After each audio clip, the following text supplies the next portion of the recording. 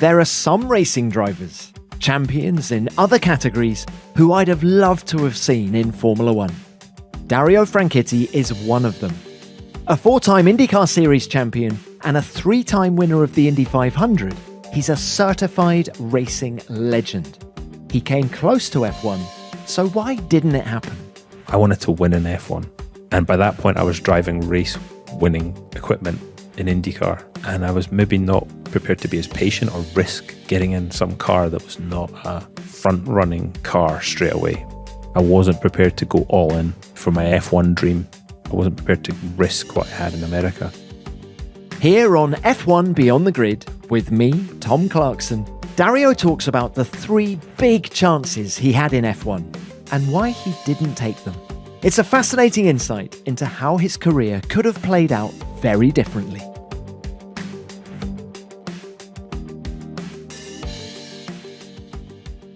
Dario, it is great to see you. How are you? I'm doing well, thank you. Yeah, we finally got together. We have finally got together in this amazing office that you have in the UK. Now, I knew you love motorsport, but I had no idea that you had so much memorabilia around here. This is the tip of the iceberg. It's a bit of a problem. Dario, just to paint a picture, how many helmets have we got sitting above us? I don't know, 30? 30 from, everyone from, well, you name it, Jenson Button and Mario Andretti, Emerson Fittipaldi, all the way through to some IndyCar stars. And then on the far wall, I'm going to keep going. There's books. You've got a wonderful picture of painting of Greg Moore, your former buddy in IndyCar. It's sensational. That's to say nothing of the F40 that's the other side of that wall. Yeah, that was a good use of prize money, buying that car back in the late 90s. No, I'd love racing. You know that. I love it. It's my passion. Cars are my passion. Racing's my passion. I'm an absolute anorak for it. And I love everything about cars, about our sport, whether that's sports cars, IndyCar, NASCAR, F1, rallying, you name it. I love it. Well, the evidence is all around me. And I've read that you've got a lot of Jimmy Clark stuff as well. Is that right?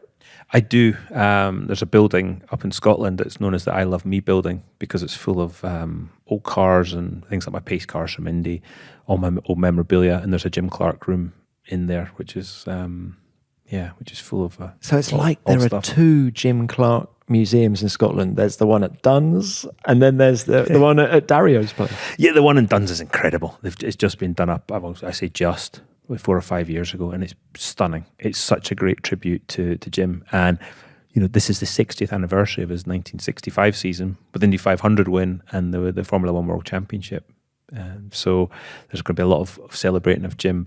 Dario, what is it about Jimmy Clark? We'll come on to you in a minute, but just what was it about Jimmy that you admired so much, makes you want to have so much of his memorabilia? It started with Jackie when I was driving for Paul Stewart Racing. In 93, Jackie, there was a dinner going to happen in Edinburgh to commemorate 25 years of Jim's passing. And Jackie said, you should really come to this. I think it'll be special.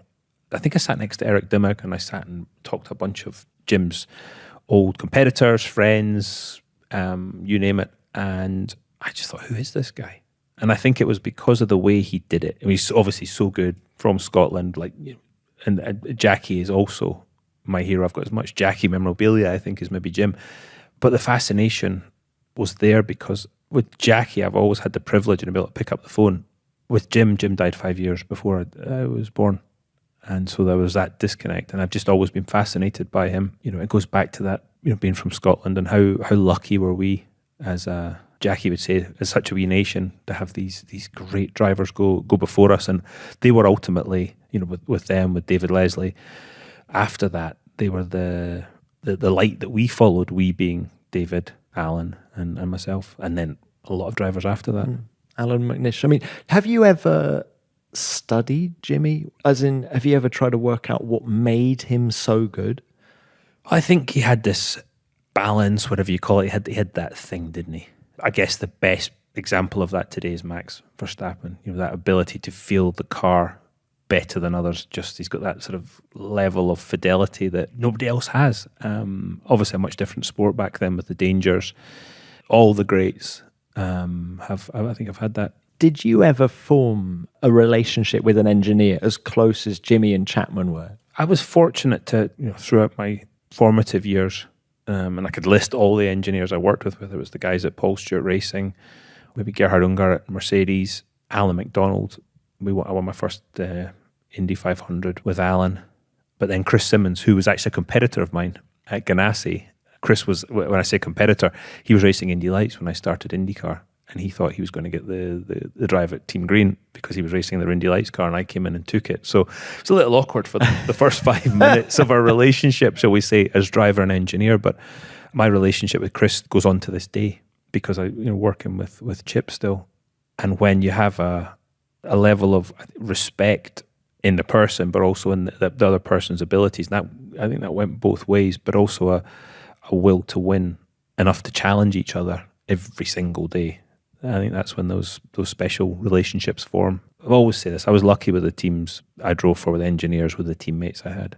You achieved a huge amount of success in America, which we'll come on to in a minute. Can we start by talking about F1 now? How close did you get to making it happen? When you say it, there was probably 3 big chances. The McLaren testing deal, the Jaguar deal, and then a chance with BAR after that. Those were probably, I think, the 3 main chances of getting into F1. Dario, let's break it down then. You talk about the McLaren chance, okay? So you test for them, I think it's December 1995, you're in Jerez. Tell us more. I was actually giggling the other day. I could have laughed at myself because I was in Mayfair in London, and I passed the Chesterfield Hotel where we used to have the after party, the after party of the Autosport Awards. And I remember the test was the day after the Autosport Awards. Oh, dangerous. Dangerous. So normally I would have been the person at the after party, but there had none of that going on that year. And we were sitting in a car waiting to go to the airport to fly to Jerez, and all the usual suspects were in the after party. But anyway, what had happened, won the McLaren Autosport, as it was then, Young Driver of the Year in 92. And one of the prizes, the big prize really, was a test in a McLaren F1 car. And that would consist of some laps at Silverstone or whatever normally. But because Mercedes and McLaren were together and I was a Mercedes junior driver, it was decided I would go to Jerez and get a half day in the car. So myself, my teammate in DTM, Bernd Schneider, headed out there. And I think later in the week, I think Jamie Davis and I think Ralph Furman were to drive the car as well, who guys that had won the Young Driver award after. So that was the prize for that, and it was wonderful.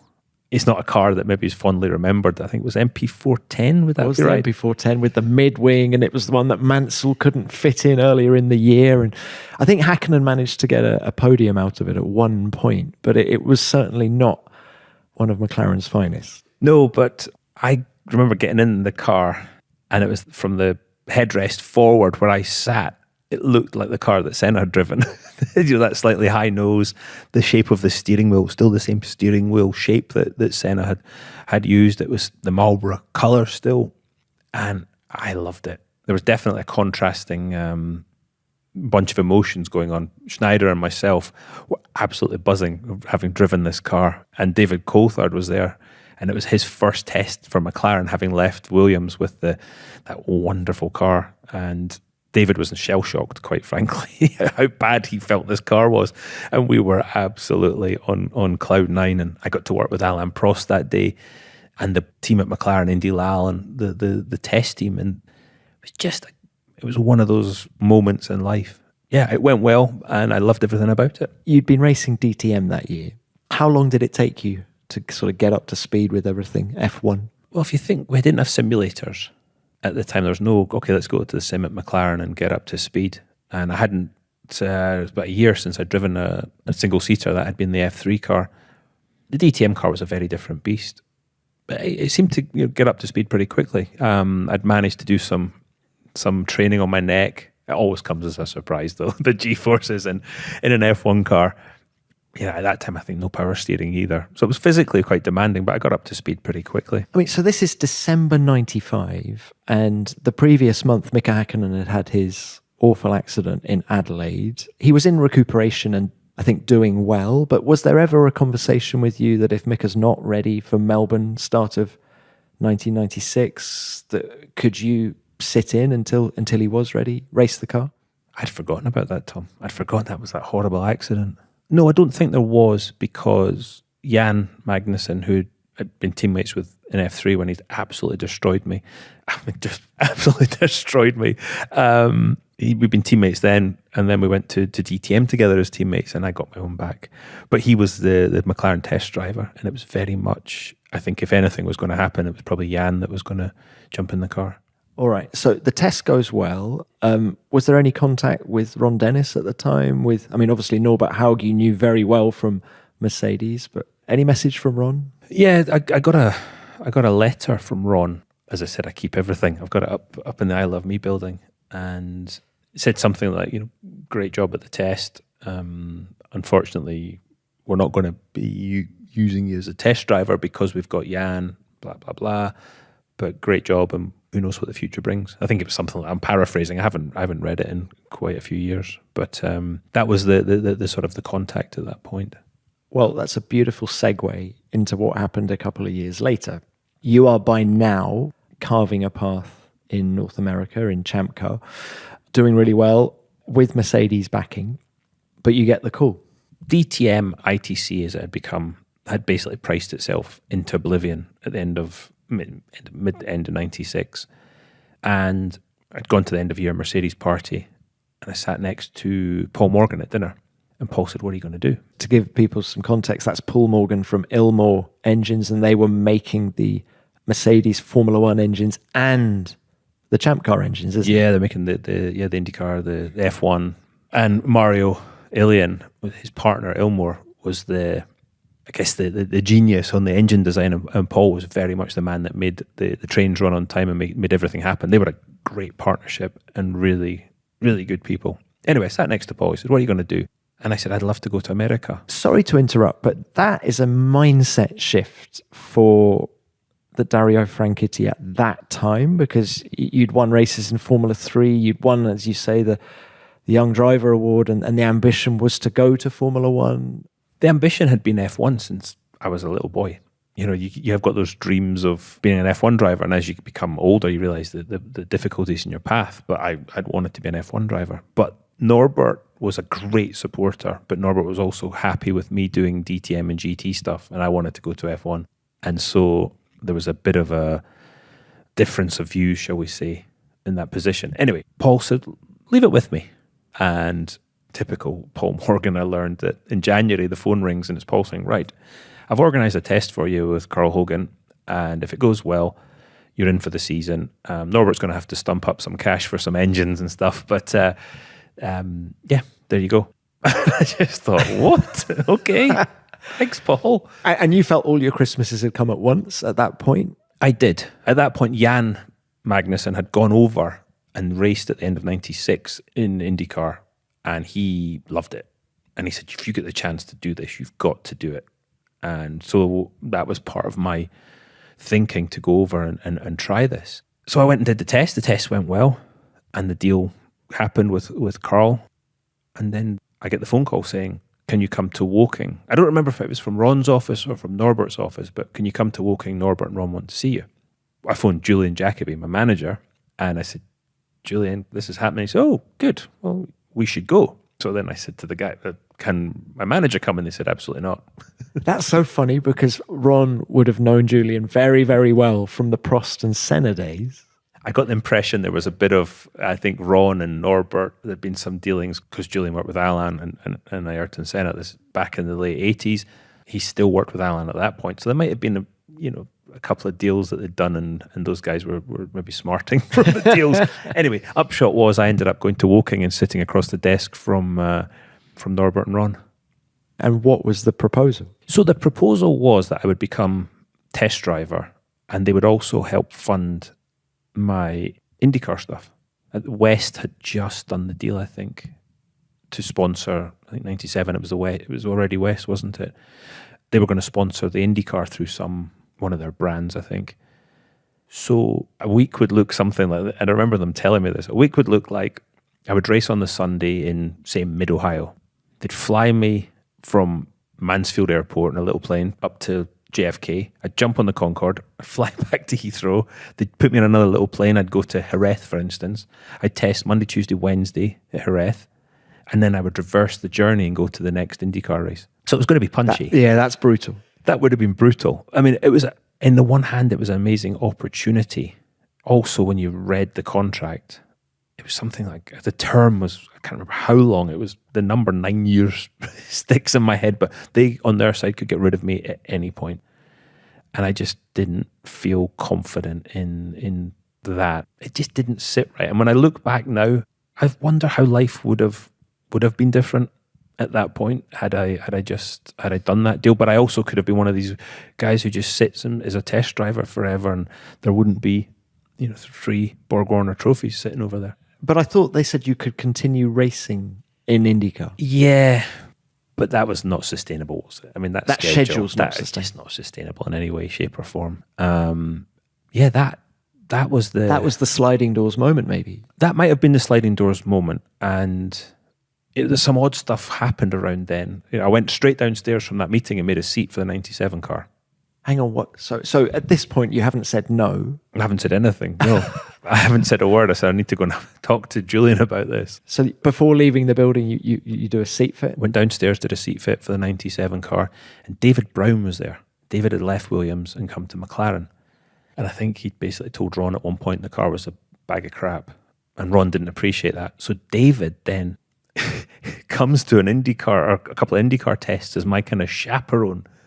At that point, one of the great race engineers, and he's sort of chaperoning me, and Carl Hogan took exception to the fact that Ron had sent someone to be chaperone, and it got a bit messy, shall we say. Could have been a big chance, but I didn't. I mean, look, the success, as you say, in IndyCar, the 4 IndyCar championships, the 500s that followed. But can we just investigate the F1 thing a bit more? Because when you say no to Ron Dennis, what did you think that was going to do for your long-term future with regards to Formula One? I wasn't sure with regards to F1. Honestly, I knew it was probably not going to be a good thing for my long-term future with Mercedes, and certainly not with McLaren. Ron and I didn't speak for about 25 years. Because of that? Yeah, I guess. I saw him at Goodwood. It turned out it was the day that he got paid out all the money when he left. It was actually the day the check arrived. And I sat next to his girlfriend, and my wife Ellie sat next to him at dinner at Goodwood, and he was on flying form. And it was actually nice to chat to him, because what he's achieved and what he's done is quite remarkable. This episode is sponsored by Vanta. When you're running a business, proving your security practices isn't just a nice to have, it's a non-negotiable. Whether you're a startup founder tackling your first compliance audit, or a security pro looking to streamline risk management, Vanta makes the whole process faster and easier.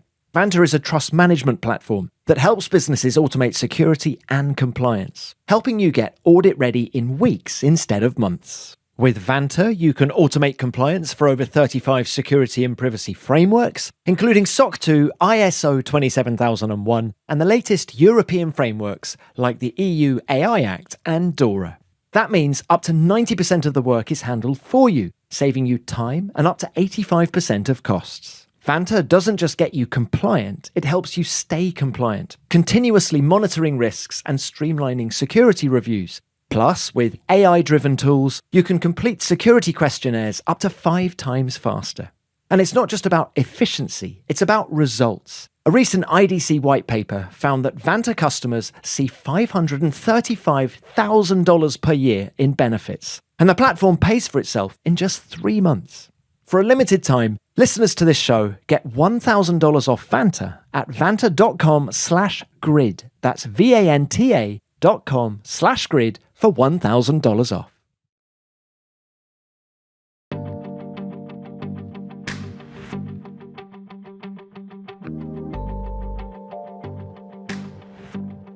So the fast forward 3 years, by now you are winning races in IndyCar. In fact, 1999, you finish equal on points with Juan Pablo Montoya in the championship battle. And the opportunity arises for you to test with Jaguar in July 2000. I think it's fair to say it didn't go as well as the McLaren test. Yeah, so the 98, 99 seasons were pretty good, getting into championship contention. The end of 99, ending the championship on equal points, but Monty won due to a count back, as he should have. I think he won 7 races, I won 3 or something. But unfortunately, at that race, Greg was killed. That's Greg Moore, who we mentioned earlier. Yeah. He was a great chum, wasn't he? Yeah, Greg was a great pal, hence the fact there's a large oil painting of him sitting next to my desk. When that happened, I was pretty devastated, and I basically walked away and said, I'm not sure what I'm going to do. I might stop. And I went away for the winter, and I didn't go near a car until spring training, which would have been late February, maybe early March. Part of the car failed. It was on an oval at Homestead. Part of the car failed and it hit the wall, but the way it hit the wall, my head, the helmet hit the wall, and so that broke my pelvis, various other injuries, but the brain damage was pretty severe. That was the sort of the lead up to the start of 2000. But Dario, we knew less about concussion back then. I mean, how serious did you think your injuries were at the time? I was more concerned about the broken pelvis, quite frankly. I was back in the car, I think 3 weeks later. I did a race, which when they dropped the car off the jacks in the first pit stop wasn't the most pleasant experience of my life, but it literally took me years to get over some of those injuries. And some of them I've never recovered from, some of the brain damage that was done in that crash. It was a monster. How does it affect you today?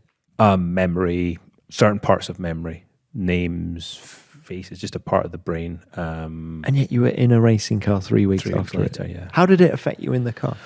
I was okay for tearing off a lap. And this will come into the Jaguar test. I was okay for just doing a qualifying lap. I think during that year I broke the lap record at Road America, which still stands to this day.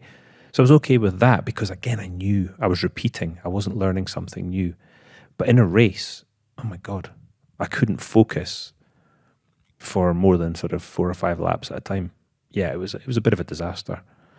So that was the lead up to the Jaguar test. So what happened there was, I think Julian had been talking to Jackie. Now, Julian and Jackie had talked, and Jackie being Jackie Stewart, had talked back in the Stewart Grand Prix days about, Julian and I had gone to the Montreal race in 97, and Greg was there too. And Jackie was talking to Greg, and then Greg would go away.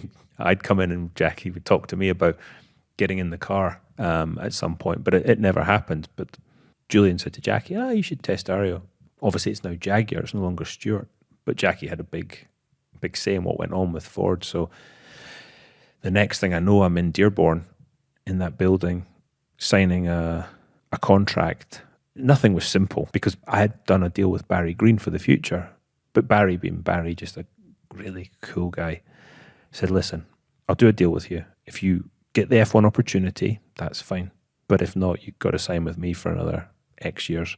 That's what we did anyway. So I'm in Dearborn signing this long-term Jaguar contract. If the test goes well, I'll drive for Jaguar and F1 for a number of years. Dario, that is hugely exciting, right?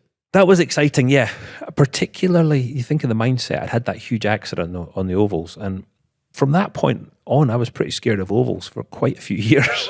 And and then you go and win the Indy 500 three times. That was 7 years later, though. It helps to have a short memory and no imagination. But at the time, were you thinking, I'd quite like to get off the ovals? And hence F1 was appealing from that aspect as well. And at that point, I still had a real hankering to do F1. I've just said something there that I almost need to backtrack on. It wasn't to do F1. This was my biggest problem. I wanted to win in F1. And by that point, I was driving race-winning equipment in IndyCar. And I was maybe not prepared to be as patient or risk getting in some car that was not a front-running car straight away, which is not realistic. I understand that. But hang on, I do understand that because at the time, Formula One had a bit of a love affair with IndyCar drivers. Jacques Villeneuve had come straight over at the end of 95 and got into a race-winning Williams. Juan Pablo Montoya was in the throes of doing a deal to come into Formula One in 2001. In fact, he'd already done it by the time he drove the Jaguar. You know, and Alex Zanardi, of course, had been at the Williams, an unsuccessful stint at Williams the previous year. So it was a well-trodden path at the time, wasn't it? Yeah, I think it was. Things had changed from the Jacques era. I mean, Jacques did a phenomenal job. It was just showing up. The car was good and everything, but my God, he did so well. It was really cool to see that. But the groove tyres came in for 1998, and I think that's why Alex Zanardi struggled as much, because we were used to these sort of heavier cars, physically bigger car with a load of mechanical grip, and maybe not ultimately not the aero loads that you saw in an F1 car, not as nimble, but it's basically this load of mechanical grip, and it was very, very difficult, which I subsequently found out, to drive the groove tyres. I did a deal in Dearborn. The best bit about the test was, because it's the tight schedule, in IndyCar, I had to go and do a seat fit in Milton Keynes. They stuck me on Concord to go do a seat fit. I thought, this is all right. So Concord over, seat fit, Concord back. You came over to Milton Keynes just for the seat, and then went back to the US. Yeah. Oh, yeah. Right in the middle of the IndyCar season. And even at the seat fit, there's some of the guys I knew very well from the Paul Stewart racing days. And I was a bit shocked at the lack of team morale, the lack of leadership, maybe. Everybody had an opinion on why they sucked, but the people at the top weren't doing anything about it. It was shocking, actually. I was used to being in these teams that were like a razor sharp organizations, and this wasn't, even from the seat fit. So I went back to the test, and at that time, I mean, I don't know how many cars were at the test. It was everybody tested together. Yeah, so it was July, wasn't it? And I think, you know, certainly Coulthard was there in the McLaren. I know BAR were doing a lot of running that day. I think the Benetton was there. I mean, there were a few cars, weren't there? There was probably 15 cars, I seem to remember. And we had a press conference, and my lawyer at the time, Peter Goodman, who'd been with me since the David Leslie days, was sitting off stage left. And if I got asked a question, I had to turn to Peter and be like, and he would nod or shake his head if I could answer the bloody question. It was utter madness. What are your memories of the car, the Jaguar R1? You've talked about the groove tyres and the lack of mechanical grip. What was it like going through Copse and Beckett's and all the high-speed stuff? I always remember thinking, how could a car that feels so quick be so slow? Into Copse, the change of direction. The one thing I remember is that change of direction. And then through the first part of Beckett's, it was, yeah, wow. That was good. But then on the straight, the IndyCar would keep accelerating. Even in road track trim, even, you know, with the big wings on it, it would just keep accelerating. This thing just hit a brick wall. That was something that was a bit different for me. The braking, again, the lack of mass, which is something I think F1 cars are missing now, is they're so big now, but that lack of mass, just an instant response to the brakes, that was exciting. I struggled physically, and it goes back to that accident at Homestead. I had some issues with my neck from the accident and some bulging discs, and I couldn't exercise my neck. Not I couldn't exercise my neck to this F1 standards. I couldn't exercise it at all. So I was really struggling physically. Quite quickly. Very quickly. Not only couldn't I hold my head up, but one of the side effects was my right hand would go numb because of the bulging disc. You said something earlier, Dario, that post-accident you were able to turn a lap in a car that you knew well. You weren't learning anything new. Of course, a Formula One car was a new experience. Silverstone is a pretty unforgiving place in a bad car. Yeah, absolutely. It was the perfect storm, really. It was, you know, and at the time I said, you know, the team, it was very clear that I wasn't wanted in the team. And some of the guys who I've known from the Paul Stewart racing days said, oh, I can't believe you said that. That was, and is still true. I was not their choice. I was Ford's choice through Jackie. And that probably didn't sit well with them. What about later in the year when there was a change at the top? Bobby Rahal is brought in as team principal. Of course, Bobby knew you well from America. Would that have changed anything for you? Well, I think going back to the test for a minute, I think the struggle of me trying to figure out something new and not mentally being able to do it because of the damage I'd done was part of it. The fact that they just really weren't that interested from a team perspective as well. Coming back for the second day, and I'm like, here's my car. And they're like, no, you're in that car today. I was like, oh God, okay. It was pretty clear what was going on. And so between that and me just not doing a good job, I mean, I didn't maximize what I had because of all the excuses I've essentially, I've given you. But Dario, I'm reminded so much of, crikey, I'm showing my age now, but I remember being at Silverstone at the end of 95 when Villeneuve came over and started testing for Williams, and the support, the network of people around him, and it was so clear in the body language of everyone in the team. I'm only highlighting, I think, probably what you're saying, which is how difficult it must be to walk into a team that isn't really buying into what's going on. Yeah, that's probably a better way of putting it. And I just didn't want anything to do with that level of hassle. And, I literally after 2 days, I was like, I don't want to be involved in this. And Neil Ressler, who was sort of in charge at the time, Neil and I actually became pals afterwards. And he called me and he said, hey, it didn't go as we'd hoped and all that. And I said, yeah. I remember I was driving through New York, right through the middle of New York when the call came in. And I said, yeah, no, I really don't think it's going to work for either of us. I said, I don't think I did a good job. Did you explain to the management at the time about the after effects, the knock-on effects of the crash? No. I was keeping that well hidden. But why? Because I didn't want anybody in the IndyCar team to know about it. I mean, I was in all kinds of bother. You're just trying to keep my head above water there. Yeah, I wasn't telling anybody. Well, Dario, you said there were 3 moments when F1 could have happened. We've discussed 2 of them. And then you said there was an opportunity at BAR. Tell us about that. Yeah, actually, I forgot the Prost stuff. Oh my God, there was 4. there was probably more. Because Alan and I had done some DTM testing together.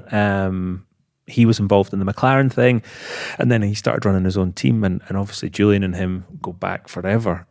He was a supporter. He was always very positive about what I did, and there was a chance at one point to maybe jump in the car. But can you remember what era? No, it didn't get too far down the road because it became, I guess, the all kinds of politics on that. But the BAR thing, it would have been 2001 or maybe late 2000. I can't remember. I was at Fontana testing, and Craig Pollock had phoned and said, "Hey, I want you to come and be Jacques' teammate." And I'd been involved with Craig when him and Julian had looked after Jacques when Jacques first came to F1. So, and Craig went to my first IndyCar test with me. So I knew him pretty well. And he said, I want you to do this. We're going to sort everything out because I had a long-term contract with Team Green.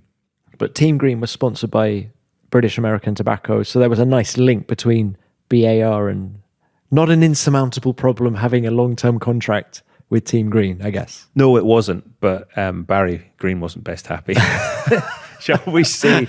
I think Barry at that time, they were considering moving him in to run the F1 team because it wasn't going quite so well. Anyway, there was a bit of politics going on there.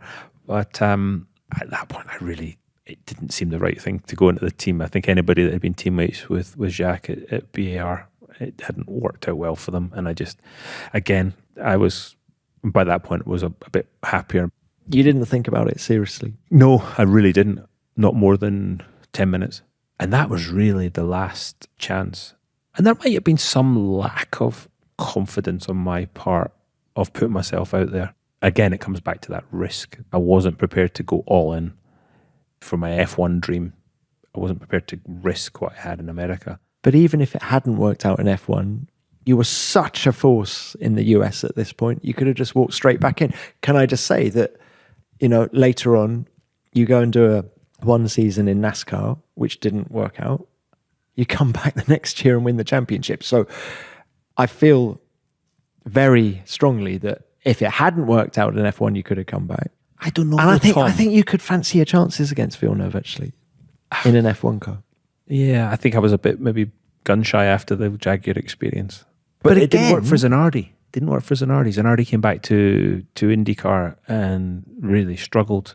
He was getting it figured out again. I mean, when he had his accident, I think he was leading the race, but he'd struggled to come back. And trust me, when he left at the end of 98, he was bloody hard to beat. Yeah, he was the standard setter. This episode is sponsored by Shopify. If you've shopped online, chances are you've bought from a business powered by Shopify. You know that purple Shop Pay button at checkout? The one that makes buying so incredibly easy? That's Shopify. And there's a reason so many businesses use it. Because Shopify makes it incredibly easy to start and run your business. Shopify powers 10% of all e-commerce in the US, from major names like Mattel and Gymshark to small brands just getting started. It's the go-to platform for millions of businesses worldwide. What's great about Shopify is that it gives you a leg up from day one. You can build your storefront using hundreds of beautiful ready-to-go templates, no coding required. Plus, you can manage everything in one place, from inventory to payments to analytics. And when it comes to marketing, Shopify has you covered there too, with its inbuilt marketing and email tools designed to help you spread the word about your brand. Oh, and that iconic purple Shop Pay button, it's not just popular, it's the best converting checkout on the planet. Your customers already love it. If you want to see fewer carts being abandoned, it's time for you to head over to Shopify. Sign up for your $1 per month trial and start selling today at shopify.com/beyondthegrid. Shopify.com/beyondthegrid.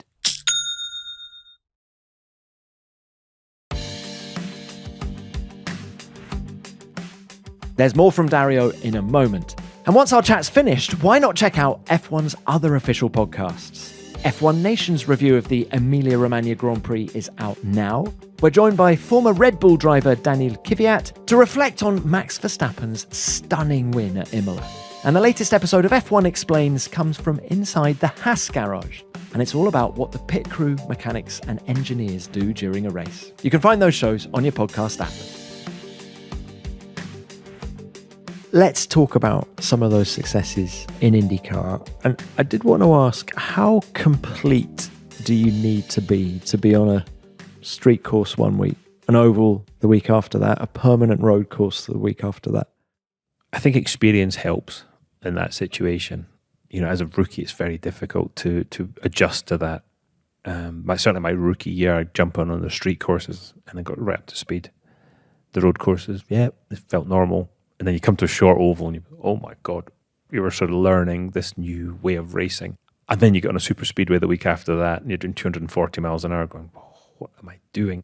To be strong on all those, when you get right to the top of your game, is very difficult. And my weakness is I learned to strengthen them through watching teammates. That was, I think, a way that I really was able to lift my game.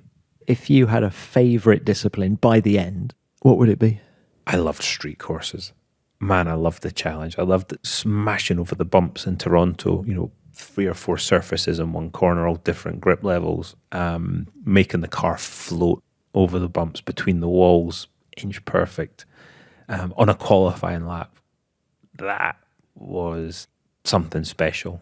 By the end, I adored Indianapolis. Didn't like it the first year. Place terrified me and I just wasn't very good at it.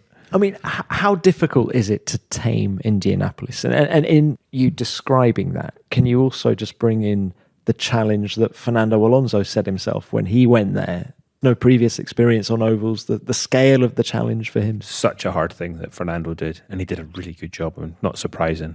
I say world class, he's got that 0.01%, doesn't he? He's something special. Watching what he was doing, and I remember talking to the guys at McLaren, his feel for the car was special. And you got to have that. At Indy, the car is floating at average speeds of 235 miles an hour in qualifying. You're absolutely floating the car. You're backing it into the corner, depending on the wind direction. It's the tightest of tight ropes because the speed deltas between slowest and fastest speed on a lap is so small. The margin for error is minuscule. The car is only designed to turn left. It's only set up to turn left. Because of that, you're sort of so close to the perfect lap, the perfect balance, that the slightest gust of wind or temperature change knocks it out of that balance. And at those speeds with the wall right next to you, it focuses the mind, shall we say. You talk about the finesse. Are you feeling it through your hands or through your bum more at Indy? Both. You really are. You're feeling everything. Every sense you've got is heightened to a level you didn't think was possible. To be fast, to be really, really, really good around Indy. Every sense is on high alert. And in the race, it's on high alert for 3 hours. And what is the difference between a quali lap and one of the 200 laps in the race? Are you 10% back in the race? Oh no, you're flat out in the race. In qualifying, you've generally got a lot less downforce in the car. So I've been in the position of thinking the car's sliding so much, I'm actually slowing myself down because it's sliding. You got oversteer in through the middle of a corner or whatever. And the engineer says, "Look, we've got to trim it out." And you're thinking, there's no bloody way. And hence the battle commences with the battle of wills with the engineer. But in the race, you're managing traffic as much as anything. You're managing the dirty air from the cars in front of you. You're setting up the balance of the car. In order to overtake cars at Indy, mechanically the car's got to turn itself to negate the front wing losing its effectiveness in traffic. So you're essentially in a controlled slide through the corner. So you're turning it with the throttle, not your hands? Or Well, you're full throttle if you got it right. You're all the way around? Well, you're lifting on the straights and flat through the corners. That's the way to pass people at Indianapolis. You've got to lift on the straight, manage your gap, and then accelerate through turn 1 to get onto the gearbox halfway through turn 2 to then pass up to turn 3. So strategic. And but you're managing that constantly moving landscape with the traffic. That's one of the keys to it. It depends on wind direction too, temperature, and you're managing the tools in the car and adjusting your roll bars, your weight jacker, all these different things non-stop. I love it. Dario, given your road racing background, we talked about Paul Stewart racing, you were, on the Jackie Stewart staircase of talent. Did you surprise yourself on the ovals, how well you adapted? And not at first, because I was crap. No, I struggled at first. I really did. I struggled with the feeling of the car, what I needed. I just didn't know. The mental toughness required. Get it wrong, it hurts on an oval. And so you've got to get straight back in, and that's a different mindset. And I wish I had the speed that I had in 98, 99, for instance, the mindset I had from the 2007, 9, 10, 11, 12 You think you years. Lost speed? Oh, yeah. Because of Homestead? The crash at Homestead? No, because of age. I didn't lose speed on the ovals. I got better on the ovals as the years went on. But on the road courses, I lost speed just through natural aging, I think. Fernando Alonso was very interesting about age. When asked how he's still able to do what he does, he was sort of saying, I've lived like a monk since I was 20 years old, and I'm seeing the benefits of that now, in that if I'd lived like, the university years, I wouldn't be as sharp now as I was. I can see that. And I definitely was more disciplined in my later, again, those successful years, because I could see time running out. It's an interesting arc, my sort of career, because of the success in 99, looking right on the top of my game. And then the accident happened, and trying to recover out of that hole from that accident took a long time. And so there was a part of that and learning to cope with the problems that created. And I think that made me stronger when I got the opportunity again, and when I was ready again physically and mentally to do that 07, 10, 11, 12 period of success. You learn different ways to win races as you get older. I was probably too mentally soft in hindsight in those early years. In a lot of ways, I was single-minded. To get from where I started to where I got to, had to be quite mentally strong, but I could have been better. Again, I saw what I could do in those later years, and I wished I had that mental single-mindedness. Isn't that maturity, though? It might be maturity, yeah, but I wish I'd had it earlier. It would have been cracking. Dario, what about the 4 titles versus the 3 Indy 500 wins? What do you treasure more? Well, behind my desk there's 3 trophies. The championship trophies are all up in Scotland. Got to bring them down, actually. But the fact is, it's the 500 that's here in the office. Is that they were the highest of highs? Yeah, they were. They absolutely were. The championship, though, because it's a fight for a whole season. Everybody talks about the last races. This happened in the last races. You pay the same points in the first race as you do in the last, right? But it's that battle, your whole team going into that. And in some ways, your family are going to that battle with you because they're having to live with you. A lot of times I see my ex-wife, I apologise to her because I'm just such a single-minded individual, shall we say. But the 500s are just because of what it means. It is such a special race. Anybody that's been there would maybe understand that. The IndyCar drivers of today, would the top ones succeed in Formula One? Yeah. The Alex Palaus, the Pato Awards. Palou and Award, they tested at the same time, actually, in the McLaren. My understanding was that they were pace-wise over a lap about quite the same, but their team's understanding was Palou was using much less of himself, shall we say, and had a lot of headroom, where Pato was maybe closer to the limit. Pato's pretty spectacular. Good fun to watch. He's fun to watch. What do they call him? Quick hands, don't they? Yeah. You put any of the IndyCar guys, and this goes back to the Jacques Villeneuve days, after that, Dixon, myself, Dan Weldon, I'm just thinking of all the different drivers. They put us in the right situation. Yeah, we could have all done a really good job. One other guy I did want to talk to you about was your cousin, Paul di Resta. Your success in IndyCar allowed you to help him get started in racing. How good was Paul? I mean, he had a few fourth places. You're actually laughing. I'll tell you why I'm laughing. There's a funny story. I'll tell you why I'm laughing. I was in Miami Airport on Tuesday night, and I went for a pee, and I'm standing at the urinal, and a guy next to me says, "Nice hair," and it's Paul. It's Paul di Resta. It's Paul, and him and Laura and the kids had been in Disney and everything, and they were heading home. How small is the world? Yeah, that's crazy. I mean, God, just as a pure talent, phenomenal. We beat Seb Vettel in F3. Again, he was in the DTM system. He had a very similar path to you, actually, in the juniors, didn't he? He did, but we talked earlier about me not being prepared to go all in. I wasn't prepared to risk everything for this F1 dream. Paul was just like, yeah, bang, I'm doing it. He had the talent to excel. I would suggest he looks back on it and thinks there's things he could have done better out of the car. And at the time I was sort of trying to help him navigate that. And that was a shame. It was a shame he didn't get to fulfill his potential. Dario, there's one other F1 link I wanted to ask you about. And it involves what you're doing now. One of the greatest F1 designers of all time, Gordon Murray. You are working with him. Tell us what you're up to. What part of my life, since my last big accident in 2013, I've worked with Chip Ganassi as an advisor to the team. I've done that the whole time.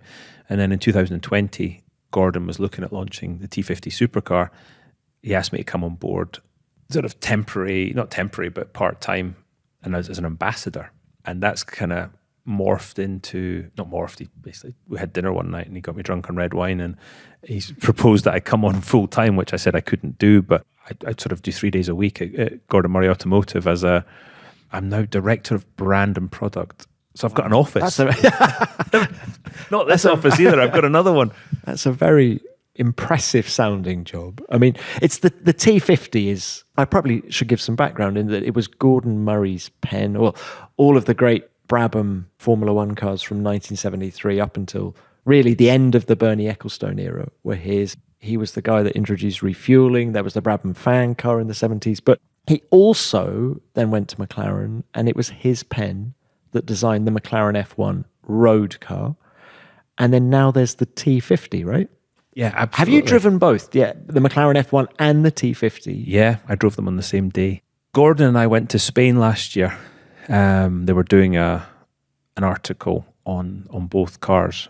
Henry Catchpole was doing it, and he was going to do the comparison.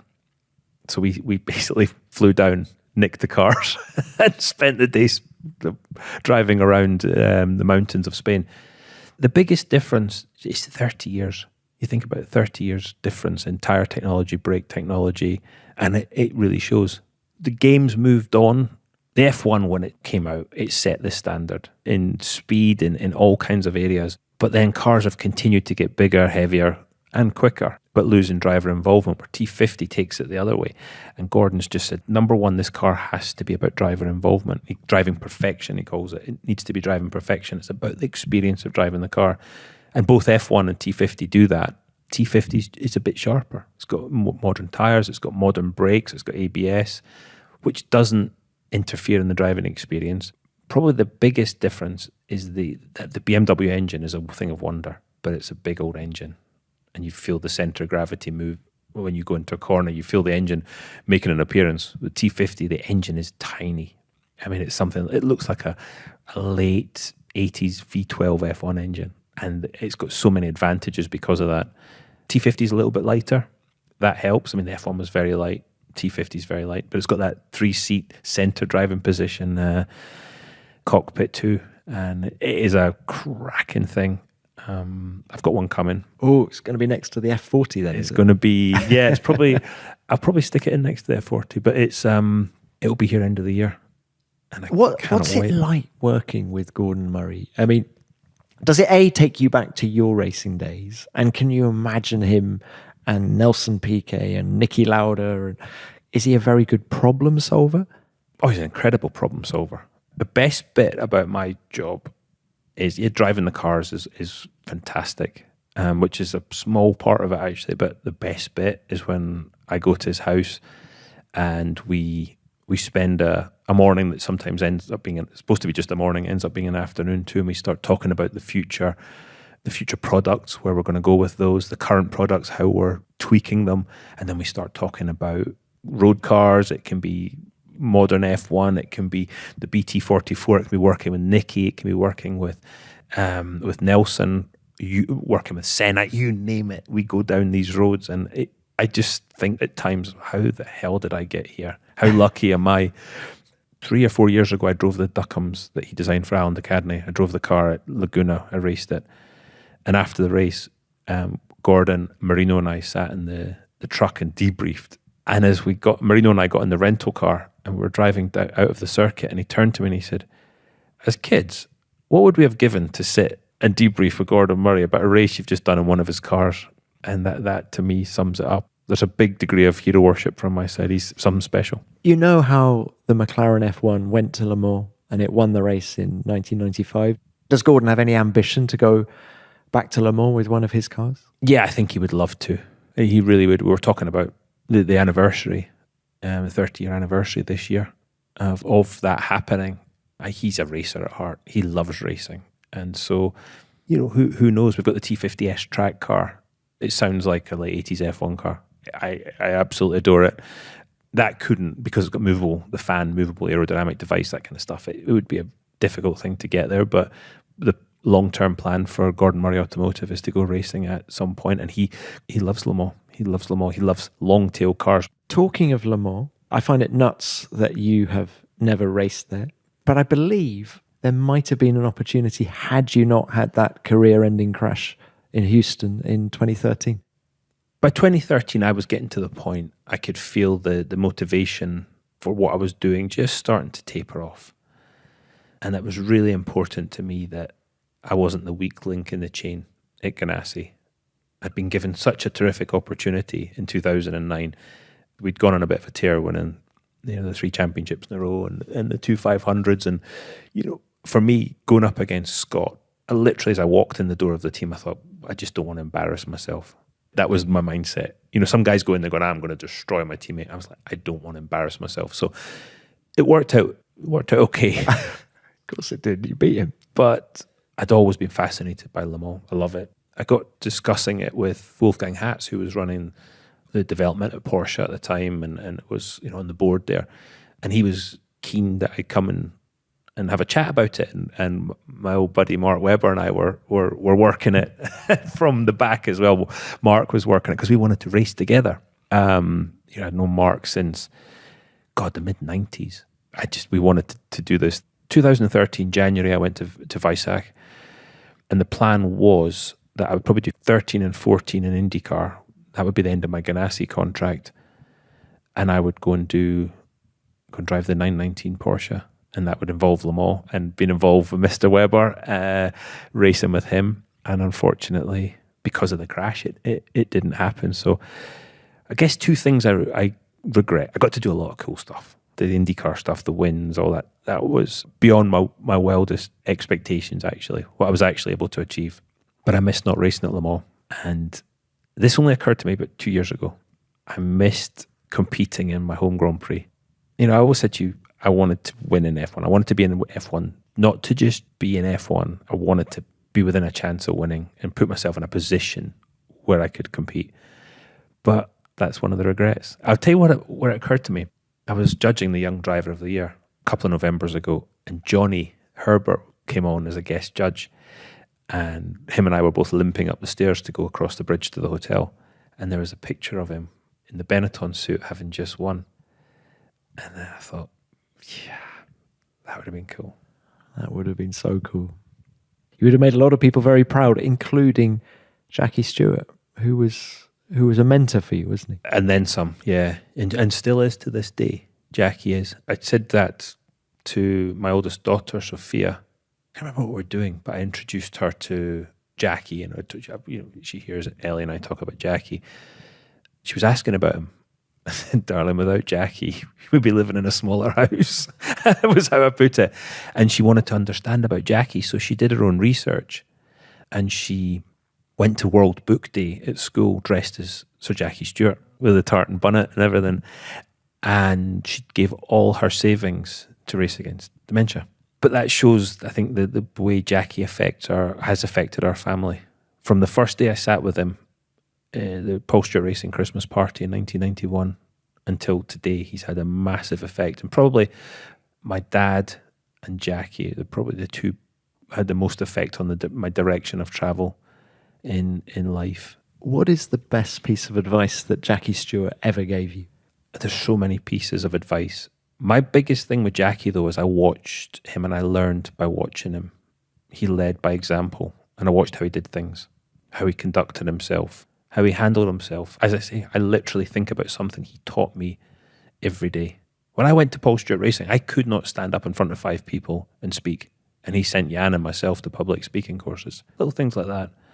And just he was always trying to improve these young drivers that were in his charge, whether that was on the track or off. We used to do the days where we go to Oulton Park and with the tennis ball on the bonnet? No, there was no tennis ball on the bonnet at those points, but we'd get there and he would take us round and show us how it was done.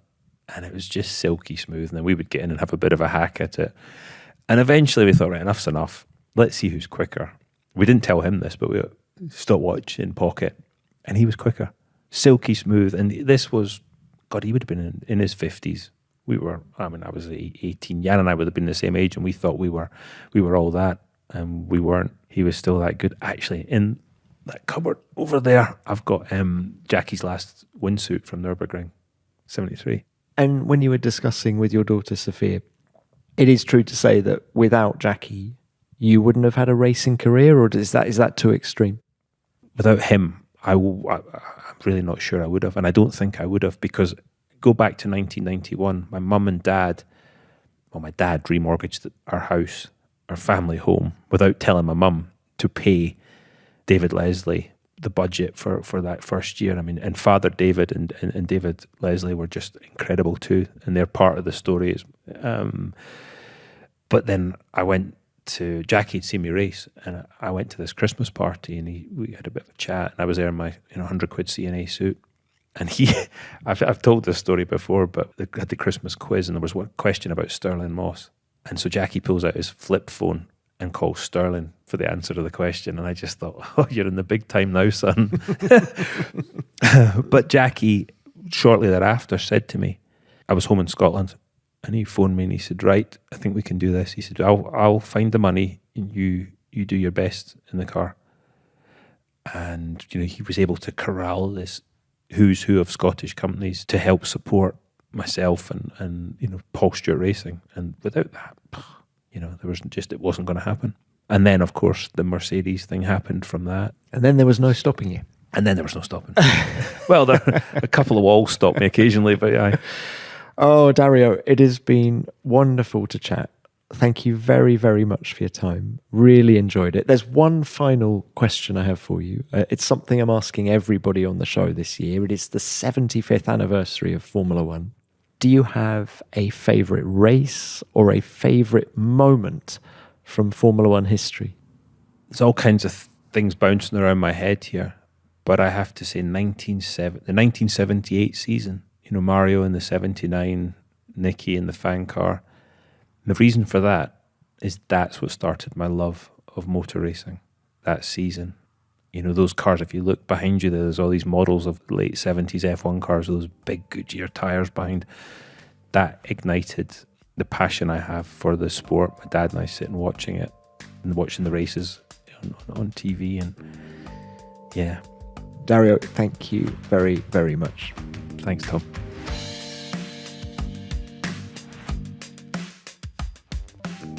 What a wonderful conversation with Dario. His passion for racing is infectious, isn't it? He must have been such a joy to go racing with. There's no doubt that IndyCar's gain was F1's loss, and we can only speculate as to what might have been had one of those F1 chances materialised. I'm especially interested in BAR, because by 2004, the team was in great shape. It finished second in the Constructors' Championship, and Jenson Button scored 10 podiums. Just think about that. Ifs, whats and maybes. One thing's for sure, Dario had a wonderful career in America, and he can treasure those IndyCar championships and 3 Indy 500 wins. He's at the Brickyard this week, and no doubt having a blast. Dario, thank you for coming on the show, and I hope to see you again soon. Well, that's almost it for this episode. I will, of course, be back next week with another great guest from the world of Formula One. F1 Beyond the Grid is produced by Formula One and Audio Boom Studios. Until next time, keep it flat out.